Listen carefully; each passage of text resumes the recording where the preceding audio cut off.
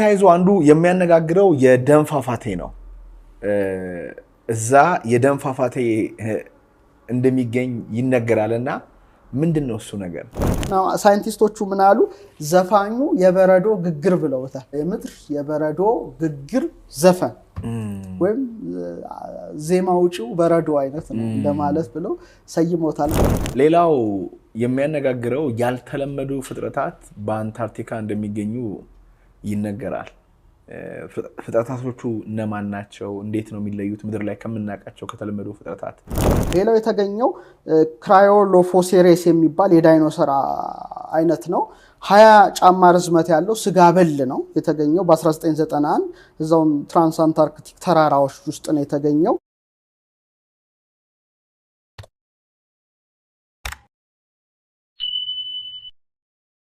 ሌላው የሚያነጋግረው ያልተለመዱ ፍጥረታት በአንታርክቲካ እንደሚገኙ ይነገራል። ፍጥረታቶቹ እነማን ናቸው? እንዴት ነው የሚለዩት ምድር ላይ ከምናውቃቸው ከተለመዱ ፍጥረታት? እጅግ አስገራሚ ነገር ነው። እዛ ውስጥ ፍጥረታት ይኖራሉ በዛ ቅዝቃዜ ቢባል የማይታሰብ ነው። በዛ ቅዝቃዜ ደረጃ እጅግ የሚገርም ነገር ግን ፍጥረታትም አሉ፣ ቅሪተ አካላትም ተገኝተዋል። እኔ የተገኙት ቅሪተ አካላት ደግሞ እጅግ ግዙፍ የዳይኖሰር አይነት ቅሪተ አካላት ናቸው። የተለያዩ የወፎች ዝርያዎች ተገኝተዋል እና ይሄን ሳስብ ምን ትዝ ይለኛል? መጽሐፍ ሄኖክ ትዝ ይለኛል። የመጽሐፍ ሄኖክን ሳነበው በብዙ መልኩ ነው ማየው፣ እንደዚህ የንባብ አይደለም። እና አንድ ነገር አነበብኩ መጽሐፍ ሄኖክ ላይ በፊት እና ቦታው የመሰለኝ በእኔ ደረጃ አንታርክቲካን እየገለጸ ይመስለኛል። የመጀመሪያ ሐሳቤ ነው። ተመልካቾች ግን የራሳቸውን ምልከታ ወሰዱ። ንባቡ እንዲህ ይላል። የአዳም ሰባተኛ ትውልድ የሆነው ሞትን ሳይተነጠቀው ሄኖክ ብዙ ነገር ጽፎልናል። ከጻፋቸው መካከል እስከ ምድር ዳርቻ መጓዙን ነው።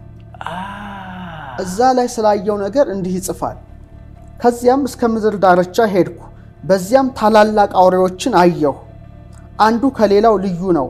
የወፎችም ፊታቸው ይለያያል፣ መልካቸውም ቃላቸውም አንዱ ከሌላው ይለዋወጣል።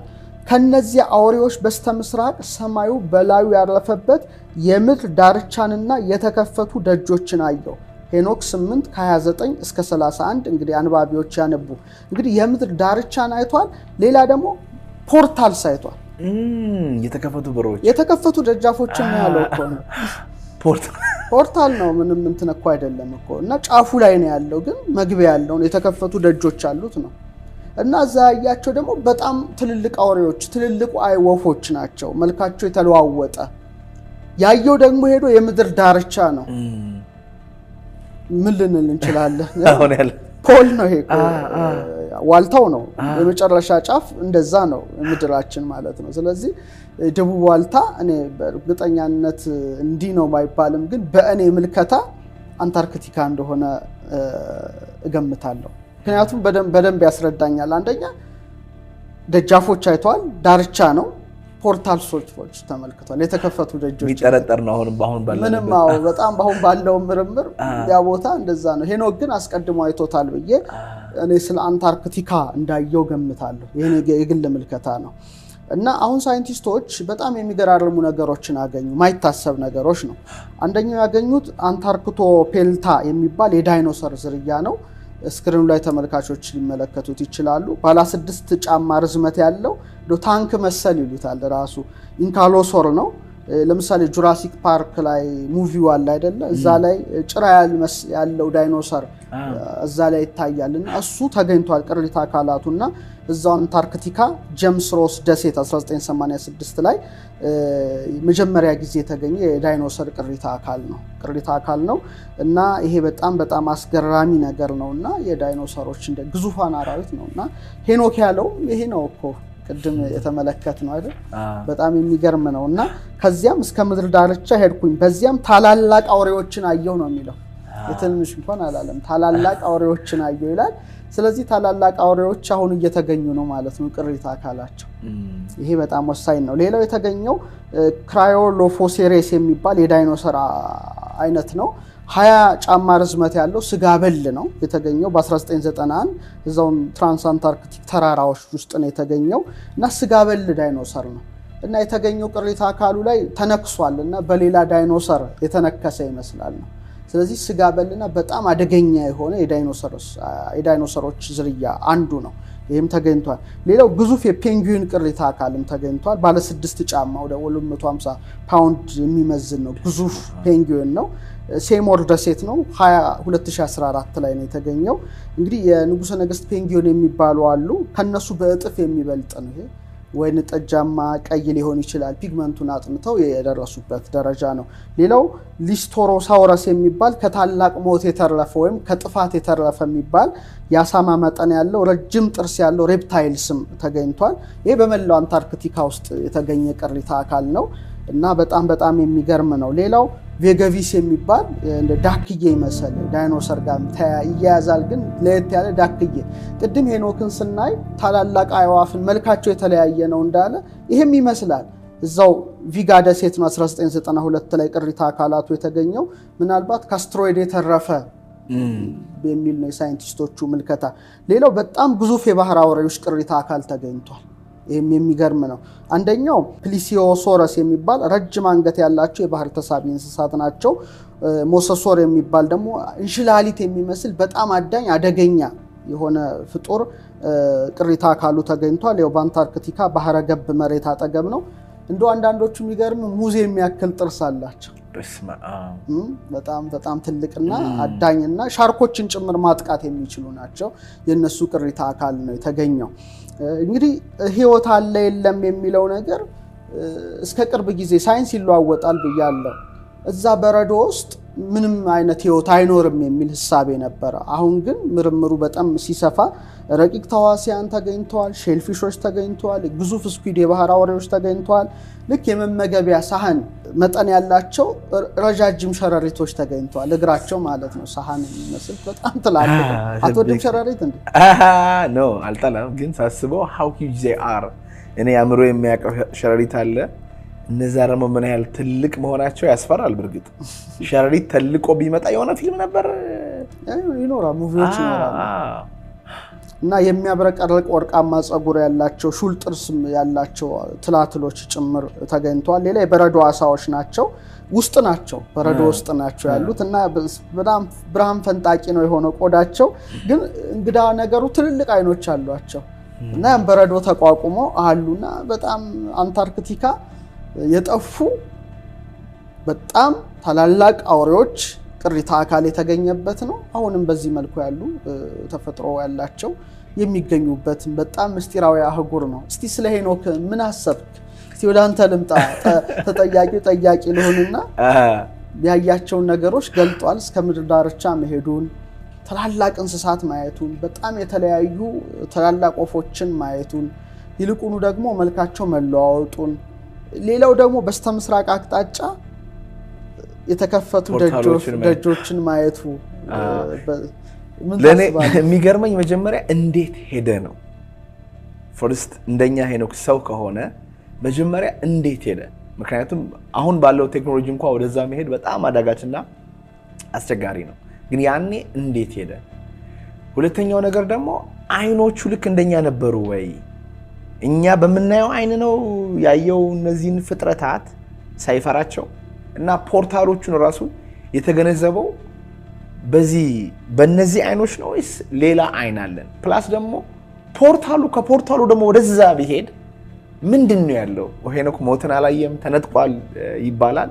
ወዴት ነው የሄደው የሚለው ጥያቄ ነው ወደ እኔ የሚመጣብኝ። እንደው እዚህ ላይ የምትለው ነገር ካለ መልካም። ስለ ሄኖክ አንድ ቀን ለብቻው ብናነሳ ደስ ይለኛል። ሄኖክ እኮ ብዙ ነገር ያየ ነው። መላእክት እየመሩት ብዙ ሴክሬቶችን ያሳዩት። እንኳን ይሄ የፍጥረታት ጉዳይ ቀርቶ ሰማየ ሰማያት ገብቶ አየራትን ዘልቆ ፈለከ ፈለካትን ሄዶ ስለ መባረቅ፣ ስለ ነጎድጓድ፣ ስለ ፀሐይ፣ ስለ ጨረቃ፣ ስለ ከዋክብት ያየ ነው።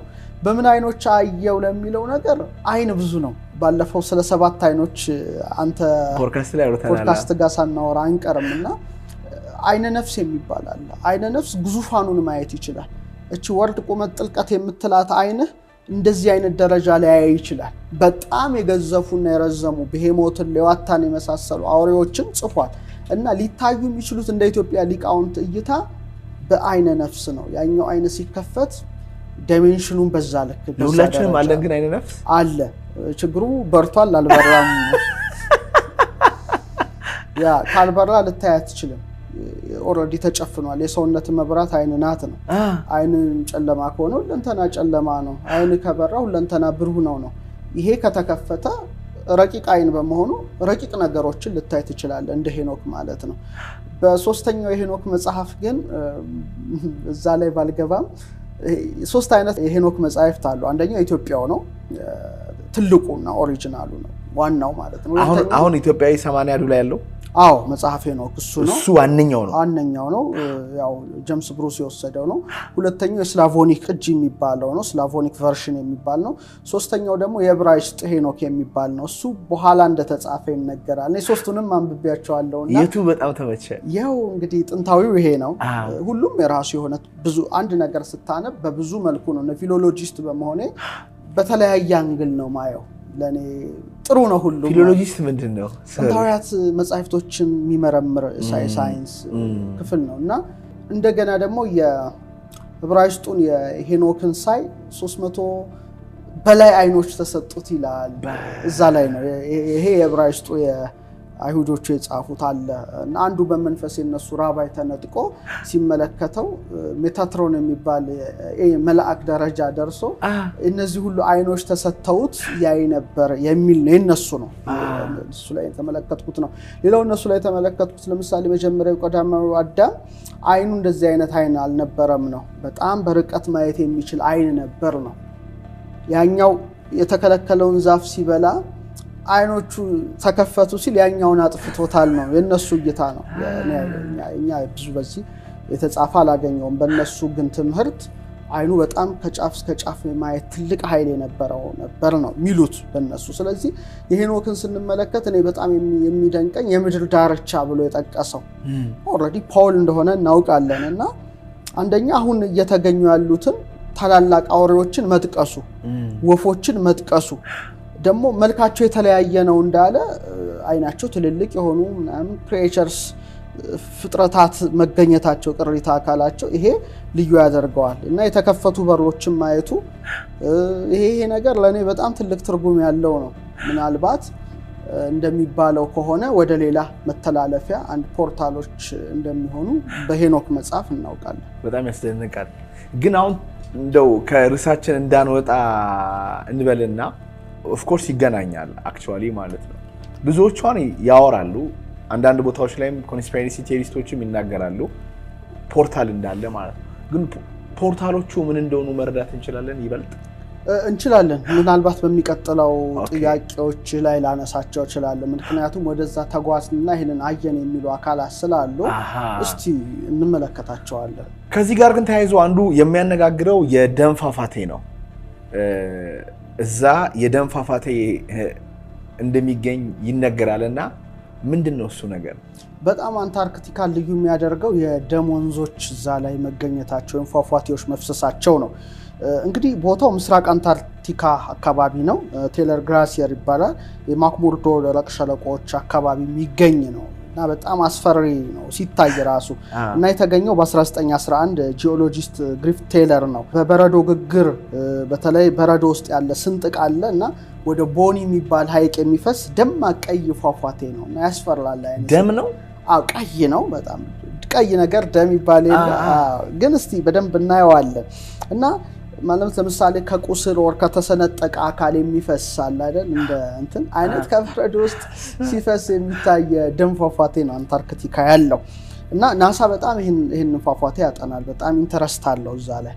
ምክንያቱም ምንድነው ዩሮፓ የሚባለው የጁፒተር ጨረቃ አንተ ማይተዋል ቤት መጣ የአራቱ የጋሊሊዮ ጨረቃዎች አዮ ካሊስቶ ዩሮፓና ጋኒሜድን ያው ቤት መጣ በቴሌስኮፕ አይታቸው እና ዩሮፓና እንደገና ደግሞ ማርስ ጋር በማነጻጸር ያጠናል ምክንያቱም ጨዋማና በብረት የበለጸጉ ናቸው እነዚህ የሚወርዱት የደም ፈሳሾች ምንላቸው እና ማርስንም እንደምናያት በአይረን ክምችት የበለጸገች ነው ስለዚህ አንታርክቲካ ጋር ያለ ፈሳሽ እዛም ሊኖር ይችላል አሁን ማርስ ስናያት የደረቀ እንትን ነው የሚታየው ግን ይሄም በአይረን የበለጸገ ከሆነ እሷን በአይረን የበለጸገች ከሆነች ዩሮፓን በተመሳሳይ እዛ የደም ፏፏቴ ፈሳሽ ነገር ካለ ህይወት ሊኖር ይችላል የሚል እሳቤ አድርጎ ናሳ በጣም ኢንተረስት አለው እዚህኛው ኤሪያ ላይ ማለት ነው።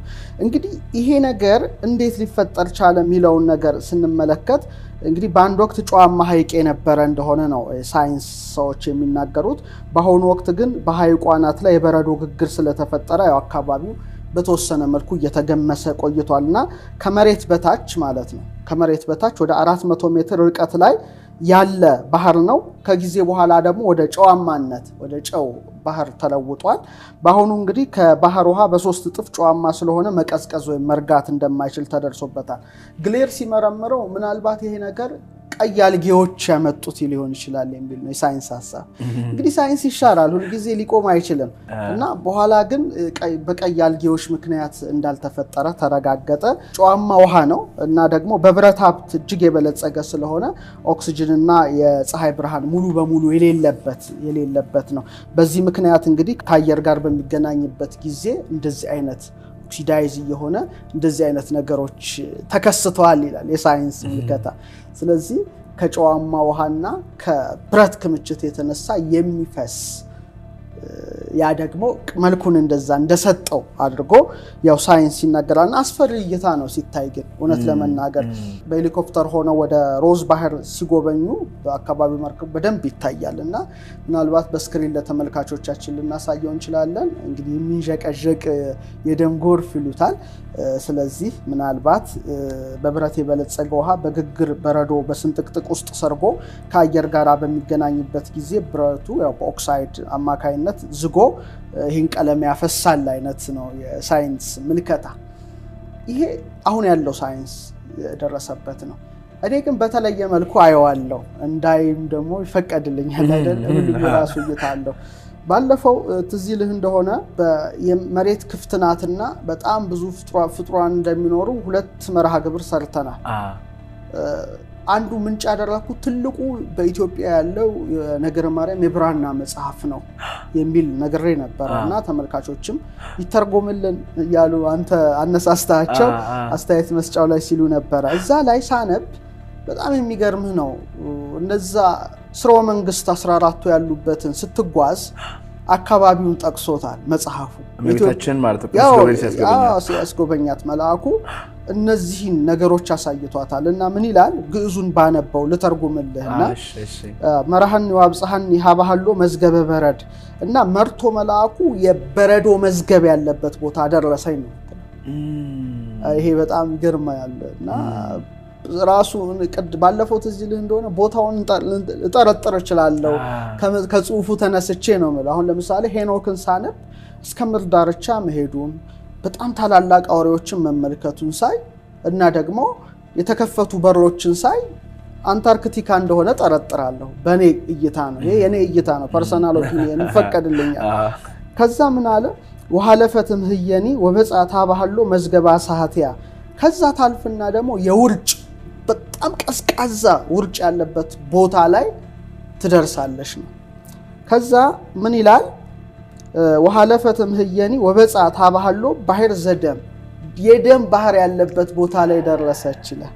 ይሄ ነገረ ማርያም ላይ ነው። አዎ ራሱ ብራናው ላይ እንግዲህ ትልቁ ያላቸው ገዳማት አሉ ማየት ማንበብ ይችላሉ እዛ ላይ። እኔ ያው ስላነበብኩት ነው ማቀርብልህ። ከዛ በኋላ ወሐለፈትም ህየኒ ወበጻታ ባህሎ ባህር ዘመግል ልክ እንደ መግል ቢጫ የመሰለ ነገር ነው። ተመሳሳይ ነገር ነው የምታየው እዛ አካባቢ ያለው እና ይሄንን አየች ይላል።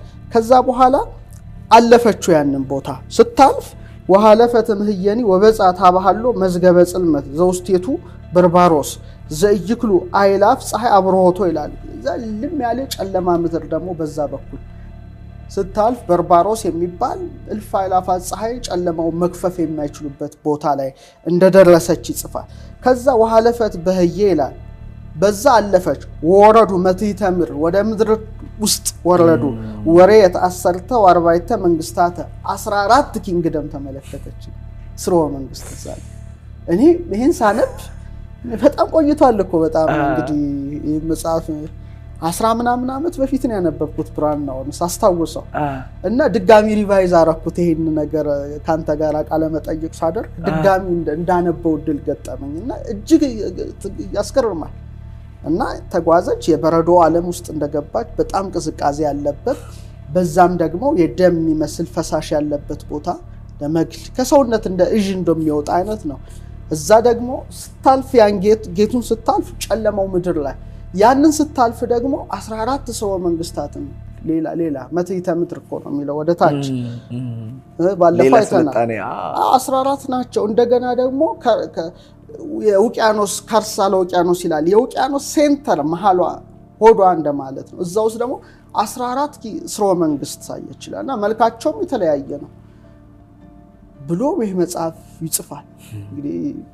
በኢትዮጵያ ያለ መቼ ተጻፈ ነው ነገር ማለት የቆየ ነው በጣም ጥንታዊ እኮ ነው አንታርክቲካ እኮ አልታወቀም መጽሐፍ ሲጻፍ እኮ የቅርብ ግኝት ነው አንታርክቲካ አሁን ስለ ባህር ስለ ምድር ዳርቻ እኔ መጀመሪያ ጎበኘው ሄኖክ ነው የምለው በኔ ምድር ዳርቻ ድረስ እንደሄደ የተለያዩ አውሬዎችን እንደተመለከተ ትልልቅ ወፎችን እንደተመለከተ ሁለተኛው ደግሞ ያገኘው ይሄ ነው በጣም የሚገርመኝ የሚደንቀኝ የተጓዘችው ጉዞ ከእንግዲህ ከሄኖክ ቀጥላ ቅድስት ድንግል ማርያም ተጉዘዋለች ብዬ ነው ማምነው በጣም ደስ የሚለኝ መጽሐፍ ብዙ ሺህ ገጽ ነው በጣም በገልጠው ማያልቅም እና በጣም ይደንቀኛልና በተለይ ባለፈው ከምድር ውስጥ ያለው ስልጣኔ የሚለውን ስንመረምር ኦር ደግሞ መተርጉማኑ መቤታችን በነገረ ማርያም ያየቻቸው ብለው ነው ያለፉትና ባህር ዘደም ነው የሚለው ቃል በቃል አሁን አንታርክቲካ እንግዲህ አሁን ነው የተገኘው ይሄ ደም ባህር እንግዲህ አንታርክቲካ ሲፈቀድ ስልጣኔ ሲመጣ ሰዎች ሳይንቲስቶች ሄደው ያዩት ጉዳይ ነው ይሄ ግን ቀድሞ የተጻፈ ነው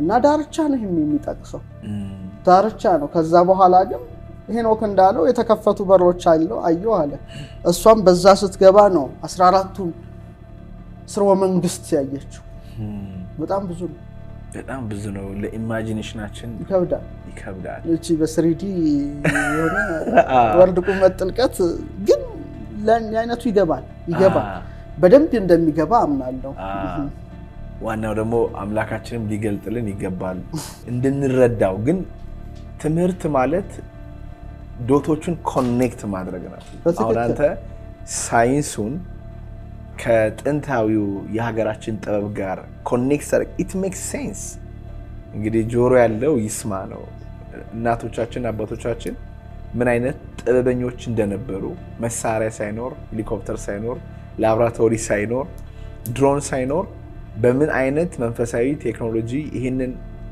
ዓለም ተረድተው ተገንዝበው ጽፈው እንዳስቀመጡልንና ብዙ የቤት ስራ ይጠይቃል አንድ ነገር ልንገር አሁን ያለው ቴክኖሎጂ በጣም የራቀቀና የመጣቀ ቴክኖሎጂ ነው ብለህ ታስባለህ ብለን እናስባለን እንግዲህ እንደ መደበኛ ሰው ሲታሰብ በዚህ በ3D ኮንሽስነስ ስናየው ነው ብለን ነው የምናስበው ግን አንዱ ራሱ የሚነሳው ይሄ የአንታርክቲካ ስልጣኔ ከበረዶ በፊት እጅግ በጣም ሂውጅ የሆነ ቴክኖሎጂ አርኪቴክቸር ሚሊተሪ ኔቪ የነበራቸው ስልጣኔዎች ነበሩ ከኛ በብዙ ሺህ ዓመት ልቀው ይሄዱ ተብሎ ይጠረጠራል ግን እዚህ ምድር ላይ እንዳለ ሰው ብጠይቀኝ አው ብዬ ነው ማስበው ግን የሚበልጥ ነበር ነው ወደኋላ እኔ ግን ለሪከርድ ይቅር ይሄኛው ማለት ነው ለሪከርድ ይቅርልኝ ማለት ነው ከጥቂት ዓመታት በኋላ የሚነሱ ሰዎች በጣም እንደሚስቁብን ይሰማኛል እኔ በመንፈሴ በጣም ኋላ ቀር ኢራ ላይ ያለን ይመስለኛል ማለት አስብ ትራፊክ ይይዛል ረጅም ሰዓት መንገድ ላይ መኪና ይዘህ ትቆያለህ ማለፍ አትችልም ከጥቂት ዓመታት በኋላ እንግዲህ ነገሮቹ ሽፍት አድርገው ለሌላ ከሆነ በጣም ይገረማሉ እነዚህ ሰዎች አንድ ሰዓት ሙሉ ትራፊክ መብራት ይዟቸው ይቆሙ ነበር በረን ነው የምንሄደው ብያስባለሁ የፌስቡክ የሜታው ሲኢኦ ማርክ ዙከርበርግ ሲያወራ እንግዲህ ስላለዚህ ቴክኖሎጂ ላይ ድሮ የዛሬ 10 ዓመት 15 ዓመት ኢንስታግራም እና ፌስቡክ ላይ ቴክስት ነበር መጀመሪያ የሚደረገው የነበረው አለ ሜጀርሊ ቴክስት ነው ሰው ፌስቡክ ላይ የሚጽፈው ከዛ ፎቶ ሆነ አለ ከዛ አሁን ደግሞ ቪዲዮ ነው ወደፊት ደግሞ ምንድነው የሚሆነው ካንተ ጋር ኢንተራክት የሚያደርግ ኮንቴንት ነው ቀጥታ እዛው ዳይሬክትሊ የሚመችን እያመጣ የማይመችን የሚተው ካንተ ጋር የሚያወራ ይዘት የሚነጋገር ይዘት what AI እንበለው whatever እንደዚህ አይነት ነገር ይመጣል ተብሎ ነው የሚታሰበው። ግን የኔ ጥያቄ እመቤታችንን ለምሳሌ መልአኩ ቅዱስ ገብርኤል ይዟት ሲያስጎበኛት የነበረው ስልጣኔ አለ። ያ ቴክኖሎጂ አለ። ስፒሪቹዋል ቴክኖሎጂ ሊሆን ይችላል፣ ላንረዳው እንችላለን። ያኔ የነበረው ስልጣኔ አሁን ካለው ይበልጥ ነበር ወይ ነው ጥያቄው። አሁን እኮ ያለው ስልጣኔ እኮ በ5% የሚመራ ስልጣኔ እኮ ነው። ምክንያቱም ግራ ብሬንህን ብቻ በመጠቀም የምሰራው እኮ ነው። ቀኙን አስወግደህ በግራው እኮ ብቻ የምሰራው እኮ ነው። እግዚአብሔር ሲፈጥረን እኮ ቀኙን ከግራው ግራውን ከቀኙ አዋህደን እንድንኖር ነው። አዎ በቃ ቀኙ በጣም መንፈሳዊ ነው። ማቴማቲክስ አይወድም፣ ከቋንቋ በላይ ነው። ተመስጦ የሚወድ ነው። መንፈሳዊነት ገንዘቡ ነው። ግራው ደግሞ አሁን ያለውን ማቴማቲክስ መጠቀም ይወዳል፣ ማሽን ለመስራት ቋንቋ ይወዳል፣ ማሽን ለርኒንግ እንደምትለው ሎጂክ ያስደስተዋል። ይሄኛው ግን አያስደስተው። ስለዚህ ሁለቱን ገጥመን 100% አድርገን የትየለሌ መሄድ ሲቻል ኒኮላ ቴስላ እንዳለው እኮ ነው። ይሄን ገንዘብ ብናደርግ ኖሮ በ100 ዓመት ውስጥ የምንሰራውን ቴክኖሎጂ ኦልሞስት በ1 ዓመት ሳይሞላ እንሰራዋለን ያለው እኮ ማለት ነው። ሌላ እኮ ነው ጭስ የሚጨስበት ቴክኖሎጂ ሳይሆን አሁን መኪና ሲያልፍ ትሰማለህ እንዴት እንደሚረብሽ። ድምጽ የሌለው ነገር ለሰራ ትችላለህ። ግን ሁለቱን ማዋሃድ ደግሞ ስትችል መንፈሳዊነት ደግሞ ገንዘብ ከሆነ ሌላ ለምሱ ደግሞ ሌላ ርቀት ነው፣ ሌላ ምጥቀት ነው። እና ትንሽ እነዚህን ረቀቅ ያሉ መጻሕፍትን ስንመለከት እንግዲህ በዚህ ሁሉ ደረጃ ልናስብ እንችላለን የሚል ነው የኔ ምልከታ። ይገርማል፣ በጣም ይገርማል። ሌላኛው አስደናቂው ነገር በአንታርክቲካ ያለው የሚዘምረው በረዶ ነው። እውነት ይዘምራል? ምንድነው የሚዘምረው? እስቲ ስለሱ ደግሞ ብናወራ። አንታርክቲካ በጣም አስገራሚ እኮ ነገር ነውና እንግዲህ በአንድ ግዙፍ የበረዶ ንጣፍ እየዘመረ አለ ነው። እንግዲህ በጣም አስገራሚ ነው። ምንድነው ዝማሬው? እስቲ እንመለከተዋለን። እና የሮዝ አይስ ሼልፍ ነው። በአንታርክቲካ ትልቁ የበረዶ ግግር ነው ያ ቦታ ማለት ነው። እና እዛ ውስጥ ውፍረቱ ቢያንስ ከ200 እስከ 600 ሜትር ወይም ከ656 እስከ 2000 ጫማ የሚደርስ የበረዶ ግግር ነው ማለት ትልቅ በረዶ ነው። እና ይሄ በጣም ምናልባት የፈረንሳይ ቆዳ ስፋትን ሊሸፍን የሚችል ነው። የበረዶ ግግርነቱ በጣም ትልቅ ነው። 2018 ላይ የሳይንስ ሊቃውንት ሮዝ አይስ ሼልፍ በበረዶ ንጣፎች ላይ በሚነፍሰው ነፋስ ምክንያት በረዶ እንደ ከበሮ ጫፍ እየነዘረ የሀዘን ዜማ ያሰማል። እንጉርጉሮ እንደማለት ነው። የሀዘን እንጉርጉሮ እንደሚያሰማ ሳይንቲስቶች ደረሱበት። እና ይሄ ራሱ ንዝረቱ ይለካል። ነገር ግን ሰዎች የሚሰሙበት ሀርትዝ አለ፣ ማይሰሙበት ሀርትዝ አለ። ባለፈው ስላየን ሰዎች ግን ለመስማት በጣም ዝቅተኛ የሆነ የአልትራሶኒክ ድምጽ ነው የሚፈጥረው። ስለዚህ ድግግሞሹ ቢያንስ ከ5 እስከ 20 ሀርትዝ ይደርሳል ንዝረቱ ማለት ነው። እና ቫይብሬሽን አለው የራሱ ፍሪኩዌንሲ ደግሞ ከ5 እስከ 5 ሀርትዝ አለው እና ከሰው መስማት በታች የሆነ ግን እውነት የሆነ ዝማሬ ማለት ነው። በጣም የሚገርም ነው። እና ነፋሳቱ የወለል ንዝረትና የማያቋርጥ የመሬት መንቀጥቀጥ ድምጾችን ይፈጥራሉ። ያው ንዝረቶቹ በሰው ጆሮ የማይደመጡ በመሆናቸው ያው የሳይንስ ሊቃውንት ይህን አሳዛኝ የሆነ በጣም የሚያራራ የሆነ ዜማ ለመስማት የመሬት መንቀጥቀጥን የሚያሰሙ መሳሪያዎች ሳይስሚክ ሴንሰር ይጠቀማሉ። ያን ሲጠቀሙ ያው የሚያሳዝን እንጉርጉሮ በረዶ ያወጣል። እና ዜማው ሊገኝ የቻለው በአጋጣሚ ነው። ሌሎች የአንታርክቲካን ነገር ለማጥናት በተደረገው ምርምር በበረዶ ግግር አይስ ሼልፍ ላይ የመሬት መንቀጥቀጥ ዳሳሽ መሳሪያዎች ሴስሚክ ሴንሰር ሲተከሉ ዜማው ተሰማ ማለት ነው። እና ይገርማል እኮ አዲስ ነገሮች ነው። አዲስ ነገር ሁሌ ምድራችን አዲስ ነው። እና በረዶ ሲቀልጥ ወይም በማይበል ሲቀያየር በአየር ንብረት ለውጦች ዜማው በአካባቢው ላይ አጸፋ ይሰጣል። ሌላው እንግዲህ ይህ ሴስሚክ የሚከሰተው የንዝረት የበረዶ ግግር አይስ ሼልፍ ያው ደህንነት የመደርመስ ተጋላጭነቱን ለመከታተል ሳይንቲስቶች ይጠቀማሉ። እና ሳይንቲስቶቹ ምን አሉ? ዘፋኙ የበረዶ ግግር ብለውታል። የምድር የበረዶ ግግር ዘፈን ወይም ዜማ ውጪው በረዶ አይነት ነው እንደማለት ብለው ሰይሞታልና አስገራሚ ነገር ነው። ቫይብሬሽን ነው። ሚውዚክ ኢዝ ቫይብሬሽን፣ ሳውንድ ቫይብሬሽን ነው። አሁን ደግሞ የመጡትን ቴክኖሎጂዎች አይተህ ከሆነ ከእጽዋት ላይ ሁሉ ዜማ እጽዋት ሁሉ ዜማ ማሰማታቸው እየተደረሰበት ነው። አሁን ምርምር ላይ ነው። ግን አንዳንድ ቪዲዮዎች ስመለከት መሳሪያዎች ተክለው እጹ የሚያሰማው የራሱ የሆነ ዜማ አለ እና የሰው ልጅ መስማት የሚችለው ድምጽ አለ፣ መስማት የማይችለው ድምጽ አለ እና ከመስማት ከማይችለው ድምጽ በሴንሰሮቻቸው አማካይነት ይሄ ትልቁ የበረዶ ግግር እንጉርጉሮ ነው። ምን እያለ እንደሚያንጎራጉር ባናቀፍ ግን የራሱ የሆነ እንጉርጉሮ አለው። በጣም የሚገርም ዩኒቨርሳል ላንጉዌጅ ስለሆነ ሚውዚክ በራሱ ዓለም አቀፍ ቋንቋ ስለሆነ ፍጥረት ሁሉ ይናገራል፣ በራሱ መንገድ ያወራል። ሳውንድ የራሱ ፓወር አለው። በባለፈው ፖድካስት ላይም በጣም ተነጋግረናል። በጣም ግን በረዶ ያወጣል ብዬ አስቤም ማለቅ ኮንሽስ ስለሆኑ ነው። ግን እንደዛ የሚያደርጉት የራሳቸው ላይፍ ስላላቸው ነው። ሁሉም ነገር በተፈጥሮ ላይ የተለያየ ነገር እኮ ነው። የራሳችን አሻራ እንዳለን ሁሉም ተፈጥሮ አንዱ ከአንዱ ጋር የሚገናኝ ነገር አይደለም። በመንፈሳዊ መጽሐፍት ከሄድክ እንደነዚህ አይነት አሁንኛ ግዕዛን አእምሮ የሌላቸው ኮንሽስነስ የሌላቸው ፍጡራን ለኛ ባዶ ናቸው ነው በእኛ እይታ። በመንፈሳዊ ዓለም ግን ያመሰግናሉ ነው፣ የሚያመሰግኑ ናቸው ነው። ለምሳሌ ሰማይ ወፎች እግዚአብሔርን ያመሰግኑታል ይላል። ሰማያት ያመሰግኑታል። ሰማይ ስማ ምድር አድምጪ የሚል ነገር ትሰማለህ። ህይወት ያላቸው ናቸው። እግዚአብሔር ዓለምን ፈጥሮ ዝም ብሎ አልተወም ነው፣ ህይወት አለው እያንዳንዱ። ባለፈው አንተ ፖድካስት ላይ ስንነጋገር ሁሉም ነገር በኃይል የተመላ ነው፣ ኤነርጂ ነው። ኤነርጂ ካለ ምን አለ? ንዝረት አለ እኮ። ንዝረት እንቅስቃሴ አለ፣ ፍጥነት አለ። ያ እንቅስቃሴ ደግሞ ይለካል። ሀርትዝ አለው፣ የራሱ ድግግሞች ፍሪኩዌንሲ አለው። ስለዚህ ከሰባቶሚክ ፓርቲክል ጀምሮ እስከ ትልቁ ጋላክሲ ድረስ የራሱ የሆነ ኃይልና የራሱ የሆነ ንዝረት አለው። ምንም ልትለው አትችልም። ህይወት አለው። በጣም ይገርማል። አንዱ አስደናቂው ነገር የመላኩ ቅዱስ ገብርኤል ታቦት በአንታርክቲካ እንደሚገኝ ይነገራል።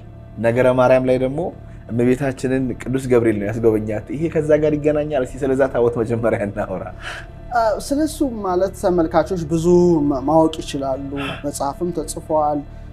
የተለያዩ ዜና ማሰራጫዎች ላይ ጉግልም ቢያደርጉ በቀላሉ ያገኙታል ዜናውን። እኔም ከዚህ በፊት ስለሰራሁት ይሄን ፕሮግራም መደጋገም ባይሆንም አጠር ያለ ነገር ለመናገር ያህል እንግዲህ አንታርክቲካ ብዙ ምስጢራዊ ነገሮች የተቀመጡበት ነው። በተለይ ይሄ ታቦት ከአንድ ሀገር ወደ አንድ ሀገር ከአንድ ሀገር ወደ አንድ ሀገር ይዘዋወር ነበር። ከፍተኛ ኃይል ያለው እና ብዙ ነገሮችን ፍንዳታዎች ሁሉ ይሰሙ እንደነበር ብዙ ዜናዎች ተጽፏል። መጨረሻ ላይ ግን አሁን ያለው ጉዳይ ላይ እንምጣ። አሁን ወዳለው ጉዳይ ላይ ቫቲካን ያው ትልቅ እንትን ነው ይታወቃል። ላይብረሪው ምንም ብዙ ነገር ነውና በአደራዳሪነት ገብታ በተለይ ሩሲያ በአደራ እንድትጠብቀው ይሄን ታቦት ጋር ተስማሙ። በተለይ አሁን ያለፉት ፖፕ ፍራንሲስ ነበሩ። አሁን እንግዲህ አርፈዋል።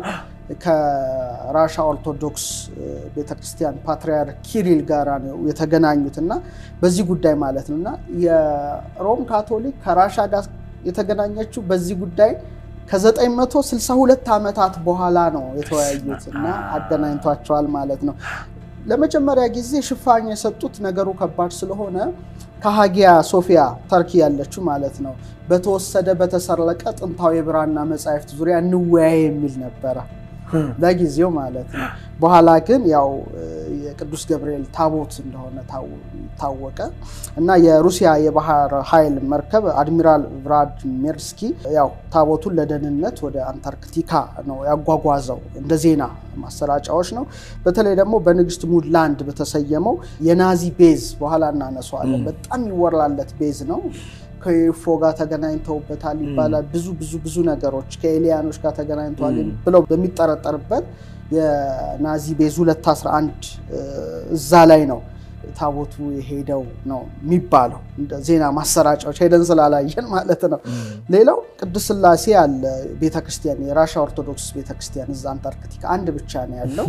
ስለዚህ እዛም ተቀምጧል ይባላል ወይም የናዚ ቤዝ 211 ላይ እንደተቀመጠ ነው ብዙ እንትኖች የሚያቀርቡት እና ይህ ቦታ እንግዲህ ከ0 እስከ 50 ዲግሪ ሴንቲግሬድ በጣም ቀዝቃዛ ቦታ ነው። የአንታርክቲካ ጫፍ አካባቢ ነው እና የሩሲያ መራሄ መንግስት ቭላዲሚር ፑቲን ነው መርከቡን አዘው የሩሲያ ፓትሪያርክ አቡነ ቄርሎስ ወስደው ያረጉትና ሌላው ግን የሚነገረው ከዛ በኋላ በራሻ የምርምር ተቋም ላይ አደጋ ደርሶ እንደነበር ይነገራል። ከዛ በኋላ እንደገና ቫቲካን ባደራ ያስቀመጠችውን እንድትወስድ የሚል ደግሞ እንደገና መልእክት እንደተላከ ወይስ ሲመለስ ወደ እናት ሀገር የሚል አይነት ውይይት ተደርጎ ነበረ እና እስካሁን ምስጢራዊ የሆነ ነገር ግን የዓለም አቀፍ ዜና ማሰራጫዎች በብዛት የዘገቡት ነበረ በጊዜው። በተለይ ጁላይ 26 2019 ላይ ዘ አርክ ኦፍ ገብርኤል ኤንሸንት ሴክሬት ዌፐን ምስጢራዊው ጥንታዊ መሳሪያ የገብርኤል ታቦት ብሎ ጋያ ኒውስ ጽፏል።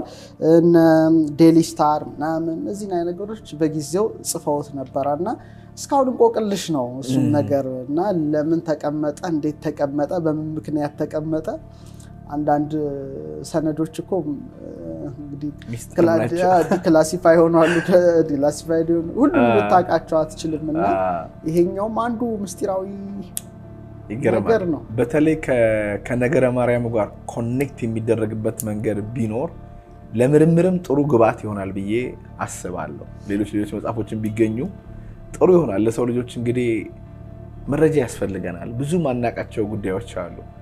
ክቡራትና ክቡራን የዛሬው ውይይታችን ይሄንን ይመስል ነበረ። ግን ክፍል 1 ነው። በክፍል 2 ከአንታርክቲካ ጋር የተገናኙ አነጋጋሪ ጉዳዮችን እናነሳለን። የመጀመሪያው ለምሳሌ የናዚ ወታደራዊ ቤዝ በአንታርክቲካ እንደሚገኝ ይነገራል። ከኤሊያኖች ጋር ግንኙነት እንዳላቸው ይነገራል። እሱ ምንድነው እንወያያለን። ሌላኛው አድሚራል ሪቻርድ ኢ በርድ በአንታርክቲካ ያደረገው አሰሳ የተለያዩ ሚስጢራዊ ማስታወሻዎች አሉ። ብዙዎቻችሁ ያንን አታውቁም። ምን እንደሆነ እንወያያለን። ስለ አንታርክቲካ መጽሐፍ ቅዱስና ብራና ላይ ምን የተጻፈ ጉዳይ አለ? እሱንም ከመጋቢ ሐዲስ ዶክተር ሮዳስ ታደሰ ጋር እንወያያለን። ሰብስክራይብ ማድረጋችሁን እንዳትረሱ። በቀጣይ ቪዲዮ እስክንገናኝ ድረስ ሁላችንም በሰላም ያቆየን። እናመሰግናለን።